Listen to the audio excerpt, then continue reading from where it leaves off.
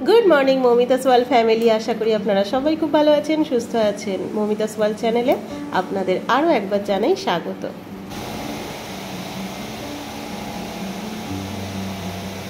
कि देखछो? এই ভয় পেয়ে গেছি, এই ভয় পেয়ে গেছি। কে ওটা? কে ওটা? ওদিকে কে? আয়নার ওপাশে কে আছে? আরেকটা বন্ধু না তুমি? কিরকম লুকিয়ে লুকিয়ে আয়নায় মুখ দেখছে। কে ওটা? কে মা? কে? ওদিকে কে আছে? আরেকটা লিও আছে।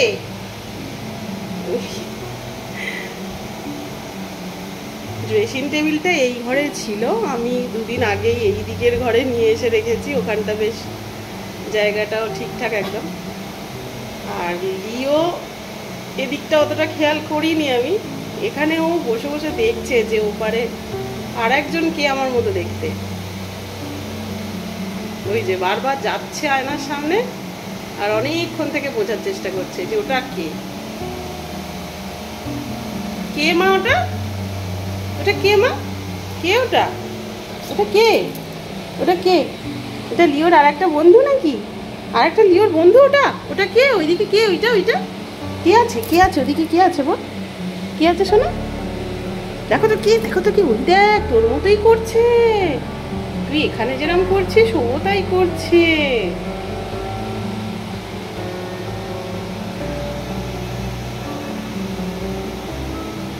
এখন বুঝুক, সময় লাগবে কিছুক্ষণ এটা বুঝতে ওর। কে ওটা? যাও কথা বলো, কথা বলো, ওখানে গিয়ে কথা বলো। যাও ওর সাথে কথা বলো, কথা বলো, বন্ধুর সাথে গিয়ে কথা বলো। আমি ঘর মুছছিলাম, তারপর হঠাৎ আমার গান শুনছিলাম, হঠাৎ আমার লক্ষ্য পড়লো যে লিও এটা কি করছে, বারবার যাচ্ছে আর এটা কি করছে। এই যে ও এখনো বুঝতে পারছে না যে ওটা কে। নিজের মনে কথাও বলছে, ওই দেখুন।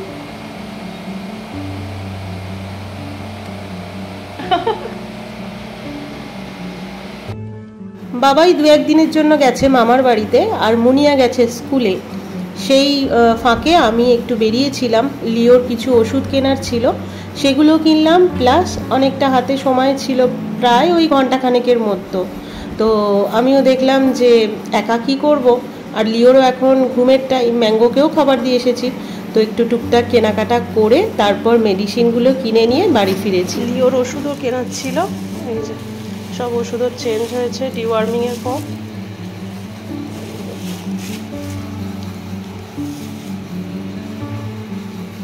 এই লিভার টনিক, এটা হচ্ছে ওর পটাকে সুন্দর রাখার জন্য একটা ওই স্প্রে মতো। আর এটা ওর একটা ডিও, লিও ডিও মাখবে এখন।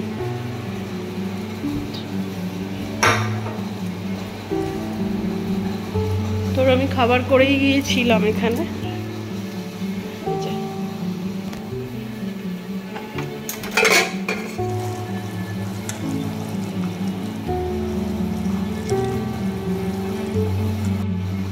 আগে মেডিসিনটা নেবে, তারপর ভাত খাবে। Good evening. আমার বাড়িতে আজকে কারা এসেছে সব দেখুন। আজকে বাবা, মা, বোনেরা, আর এসছে ঘন্টু বুড়ো। পুজোর সব জিনিসপত্র দিতে আমার বাড়িতে এসেছে। তো বোনেরা কিছুক্ষণের মধ্যেই আমার বাড়ি চলে যাবে, কিন্তু বাবা মা আজকে রাত্রিটা এখানে থাকবে। আজকে যখন ওরা এলো আমি তো ভিডিও করতেই ভুলে গিয়েছিলাম। শুধু যাওয়ার সময় 5 মিনিট আগে আমার মনে পড়লো যে ভিডিও করতে হবে, তাই এইটুকু আপনাদের সাথে শেয়ার করবে বলে ভিডিওটা করে রেখেছি।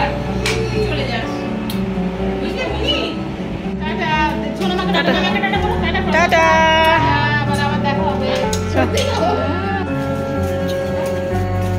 হ্যাঁ আসবি আবার। Tata tata tata.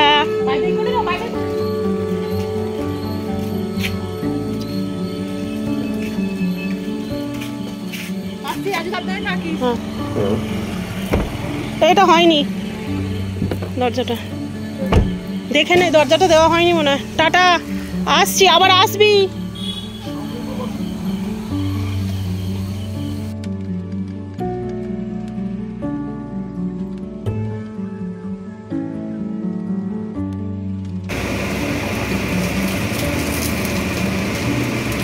এখানে একটু গোলা রুটি করছি রাত্রে। এই যে গোলা রুটির মধ্যে আমি দিয়েছি টমেটো, ক্যাপসিকাম, পেঁয়াজ আর একটু পনিরকে গ্রেট করে দিয়ে দিয়েছি। একটু নতুনত্ব করছি, দেখা যাক কেমন হয়।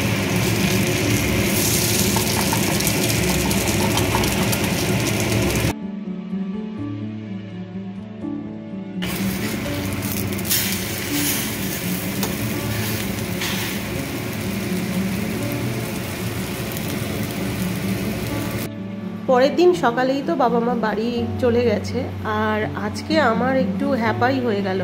আমি তো ঘরের কাজ করছিলাম, হঠাৎ মুনিয়ার স্কুল থেকে ওর ফোনে ফোন করা হয়েছিল যে শ্রী যেহেতু ক্যারাম কম্পিটিশনের যে ওপেনিং অনুষ্ঠান হবে স্কুলে তাতে পার্টিসিপেট করেছে, তার জন্য আজকে প্র্যাকটিসে আসতে হবে। আজকে স্কুল ছুটি, ও গেছে সায়েন্স পড়তে, কিন্তু তবুও স্কুল থেকে আজকে ওদের আর কি প্র্যাকটিসের জন্য বলেছিল, ও পড়তে চলে গেছে স্কুলে না গিয়ে। তো সেই কারণে স্কুল থেকে আবার ফোন করেছে। এখন ওকে আমাকে এখান থেকে টিউশন থেকে নিয়ে বাড়ি যেতে হবে, তারপর ইউনিফর্ম পরবে, পরে তারপর ওকে আবার স্কুলে দিতে যাব, আবার বাড়ি ফিরবো। মানে আজকে সারাটা দিন আমার গেল। তো চলুন, এসে গেছি এই যে ওকে নিতে।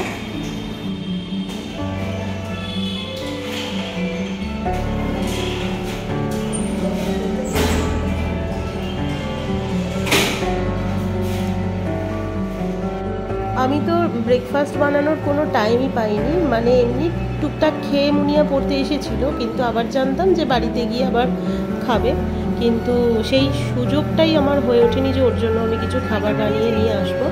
যাই হোক, টিচার্স ডে ছিল, আর সায়েন্সের যেখানে পড়তে আসে ওখানের ওর দিদি আর কি টিফিন দিয়েছে আজকে টিচার্স ডের জন্য। ওদেরকে এই খাবারগুলো খাইয়েছে, যেগুলো আস্তে আস্তে খাচ্ছিল গাড়িতে।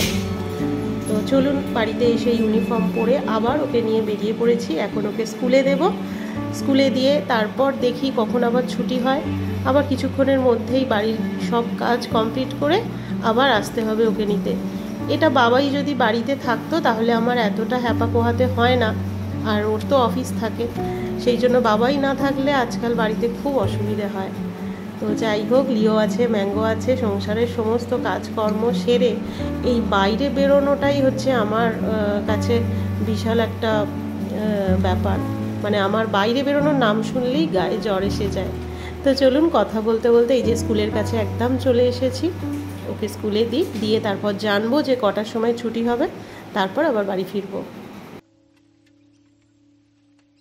এই দেখুন, স্কুলে ঢোকার মুখেই বিরাট বড় করে ব্যানার লাগানো হয়েছে, একটা বড় গেট বানিয়ে দিয়েছে, কারণ কাল থেকে স্কুলে এখন 3-4 দিন ধরে ক্যারাম কম্পিটিশন হবে। ওয়েস্ট বেঙ্গলের বাইরে থেকেও অনেক স্কুলের স্টুডেন্টরা সব আসবে এখানে ক্যারাম কম্পিটিশানে পার্টিসিপেট করার জন্য। এই যে পোস্টারটা একবার আপনাদেরকে দেখিয়ে দিলাম। আন্ডার 14, 17, 19 যারা রয়েছে তারা আসছে এখানে ক্যারাম কম্পিটিশানে খেলার জন্য। প্রতি বছরই স্কুলে হয়, তো এবারেও হচ্ছে। আর তারই ওপেনিংয়ের যে ডান্স প্রোগ্রাম হবে তাতে আমার মেয়ে আর কি পার্টিসিপেট করেছে। আর এইখানে দেখুন, পুজো যে এসে গেল, এখানে আসার পর এত সুন্দর একটা ভাইব পেলাম এই কাশফুলগুলো দেখতে। ওপরে নীল আকাশ, পেঁচা তুলোর মতো সাদা রঙের আকাশ, আর তার সাথে এই সবুজ একদম মানে সবুজ গাছপালার মাঝখানে কাশফুলগুলো এত অপূর্ব লাগছে। মা দুর্গা যে আসছে এটা দেখলেই বোঝা যায়।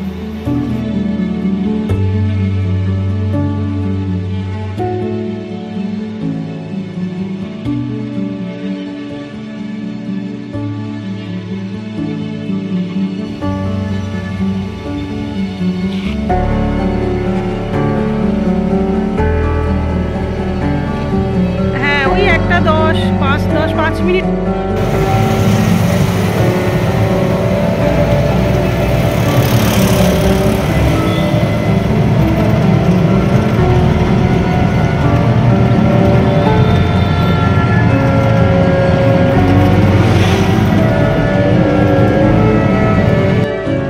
বাড়ি এসে আধ ঘন্টার মধ্যে এই যে আমার সোয়াবিন তরকারি করে এসে আর ভাত হয়ে গেছে।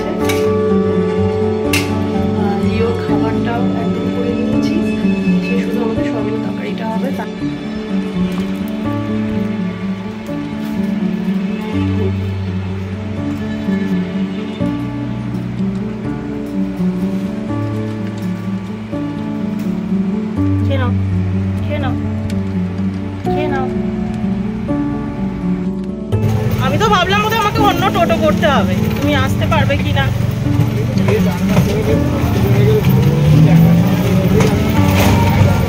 হ্যাঁ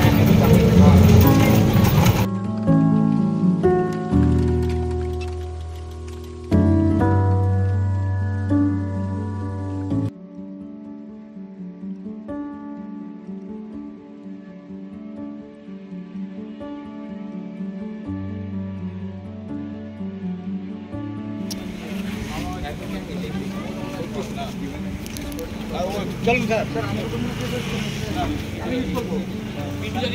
স্যারকে জানাই স্বীকৃতি আছে।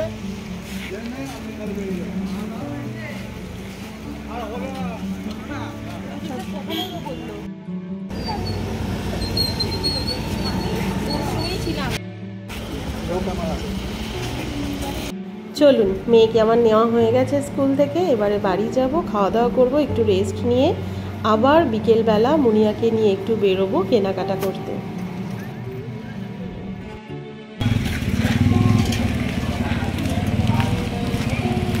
এই হচ্ছে আমাদের প্যান্ডেল।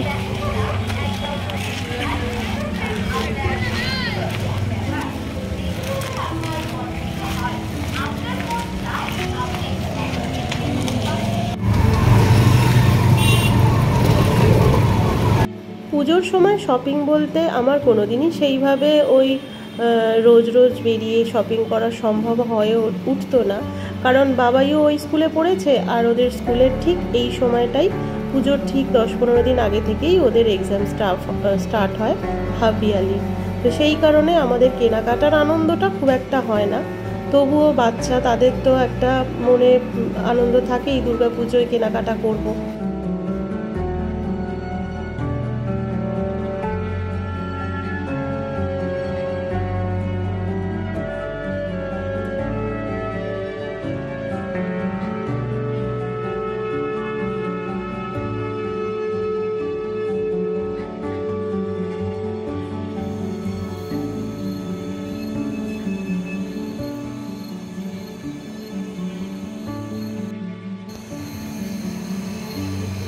এখন বাজে 11:30 মতো, আর মুনিয়া আমি ও ছাদে আছি।